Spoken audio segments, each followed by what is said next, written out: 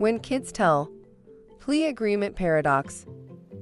Disclosing details surrounding a plea agreement could defend prosecutors from public scrutiny, but could also identify victims.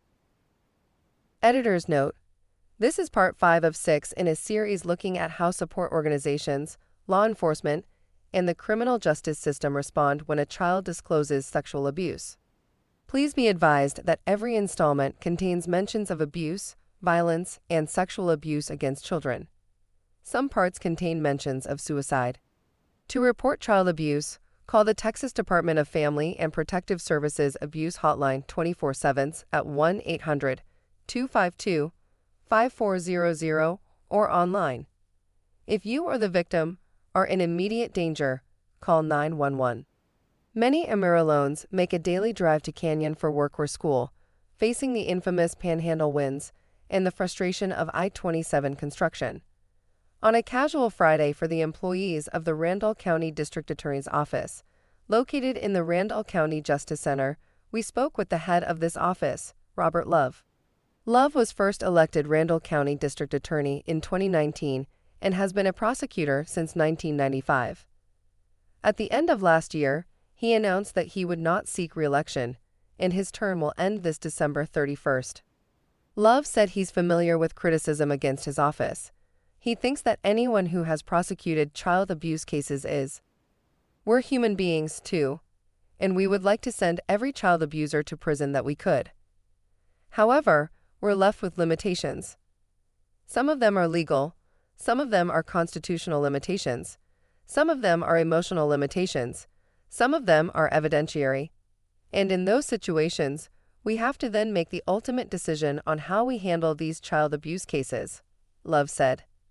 And oftentimes, there are people that are not happy with what we do, even if we send people to prison. The Amarillo Tribune met with someone making these criticisms in public meetings and on social media. April McKee describes herself as just a person speaking out about our children are not safe in this community. Because this is a story that needs to be talked about. It's not talked about in Amarillo, Texas. As many times as I've posted about it on social media, there are still people every single time. I didn't know that wasn't a thing, so it needs to be talked about. Period, McKee said. The case that first drew McKee's interest was prosecuted by the Randall County DA's office last year. The defendant was a coach, charged with 2 counts of indecency with a child and 1 count of improper relationship between educator and student. 2 months after being indicted, he pleaded guilty. The charges of indecency with a child were both dropped to indecent assault, and the second-degree felony improper relationship charge remained the same. Although his original plea agreement included sex offender registration terms, indecent assault and improper relationship are not registerable offenses, and searching his name yields no results on the sex offender registry. The judge over this case, Judge D. Johnson, for the 47th District Court, granted deferred adjudication, and he was sentenced to 2 years of probation for each charge of indecent assault and 10 years probation for improper relationship. I understand our jails and our prisons are full, and there is a place for probation, McKee said. If they give them probation, though, there's no way in hell that they should walk away without having to be a registered sex offender while they're out walking free. Similarly, in 2021, a middle school teacher was indicted in Randall County on 2 counts of indecency with a child with sexual contact. In 2024, those charges were dropped, and he pleaded guilty to 1 count of improper relationship between educator and student. I've had 3 not guilties. I've had 2 hung juries, and those are the worst experiences that I've had as a child abuse prosecutor in my career because I failed, Robert Love. It's not just teachers that they're allowing to plea bargain these sex crimes cases down on. They're allowing a lot of people.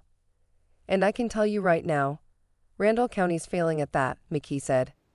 The Amarillo Tribune reached out to Johnson, but the Code of Judicial Conduct prohibits her from speaking about non-public information or anything that might indicate how a judge might rule in particular types of cases.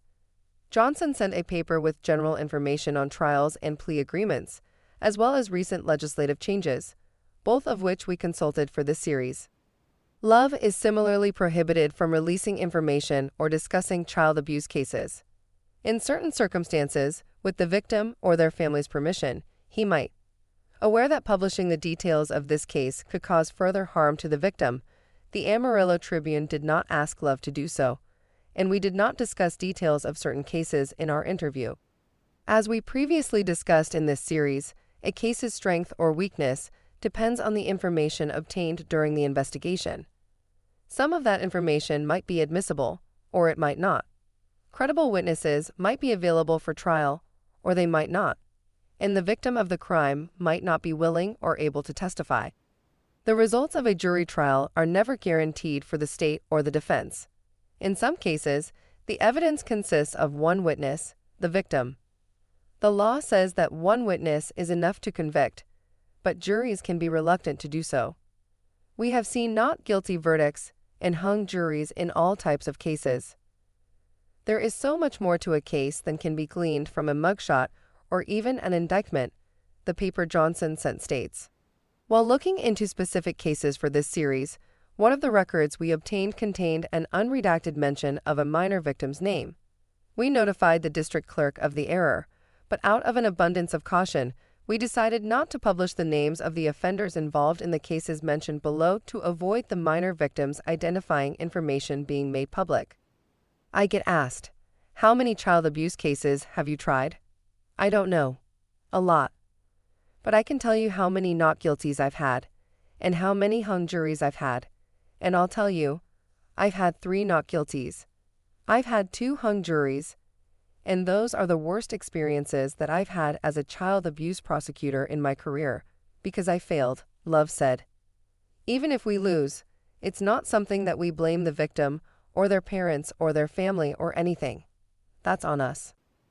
Jason Herring, 47th District Attorney, said the public is allowed to know very little about a case, which can leave them scratching their heads. Their opinions or criticisms are often based solely on the outcome.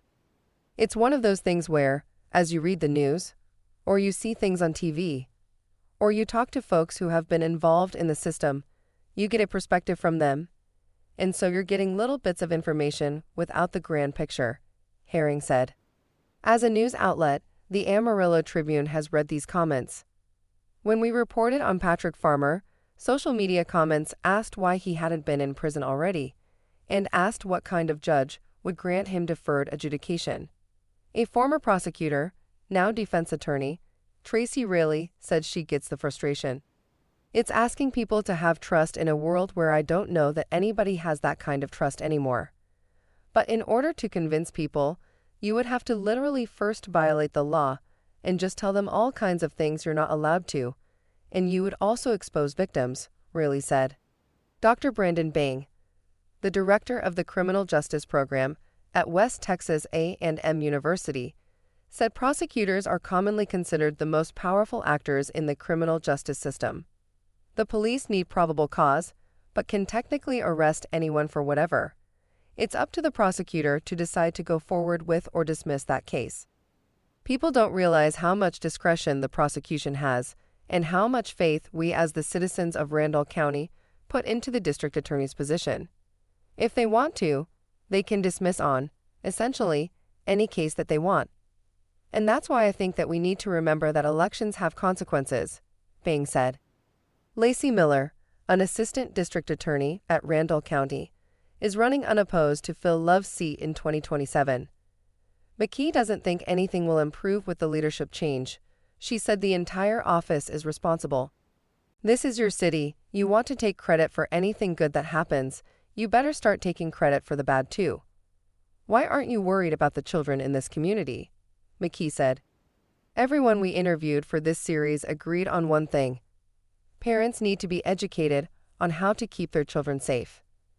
In the final installment of the series, we'll discuss how to talk to children about their personal space, the signs of grooming or other forms of abuse, and how to help the nonprofits whose missions are to keep children informed and safe. To report child abuse, call the Texas Department of Family and Protective Services Abuse Hotline 24/7 at 1-800-252-5400 or online. If anyone is in immediate danger, call 911. If you suspect you are in an abusive relationship, reach out to a parent, teacher, mentor, or trusted friend, or call the National Domestic Violence Helpline at 1-800-799-SAFE 7233. For more resources, visit the Bridge or Family Support Services. The Amarillo Tribune is our community's first nonprofit, community-funded digital news organization. Our donors and board members believe that local news is a pillar of our democracy, and as community members, might advocate for other causes and be mentioned in our coverage. We are transparent about who donates to us. Please find a list of our donors here and of our board members here. Back. Thank you for your response. Do you feel more informed about this topic? Required. 1. Not at all. 2. Somewhat. 3. A lot. What questions do you still have about this topic? What did we get right, and what can we do better? Name required. Email required. Send feedback submitting form.